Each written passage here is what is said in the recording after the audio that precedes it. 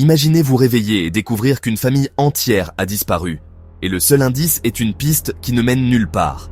Dans la ville paisible de Nantes, la famille Dupont de Ligonnès semblait ordinaire. Agnès, la mère dévouée, et leurs 4 enfants, Arthur, Thomas, Anne et Benoît, tous appréciés dans leur quartier.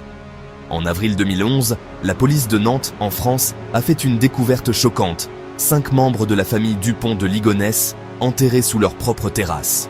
Les voisins, bouleversés, décrivent une famille discrète, sans histoire. Chacun avait été tué avec la même carabine, après avoir été drogué. Les enquêteurs, choqués par la minutie du crime, fouillant la maison à la recherche d'indices. Le père, Xavier, était porté disparu, laissant derrière lui une piste de fausses lettres et d'étranges indices. Les lettres, écrites d'une main tremblante, évoquaient un départ précipité à l'étranger. Avant les meurtres, Xavier a hérité d'une carabine, acheté un silencieux et s'est entraîné au tir, seul, dans la campagne. Certains témoins se souviennent de son regard perdu, de son air préoccupé. Il a même écrit à des amis au sujet de pensées sombres, confiant ses angoisses et ses difficultés financières. Après le crime, il a séjourné dans des hôtels, utilisé son vrai nom, croisé des employés qui l'ont décrit comme calme, presque effacé.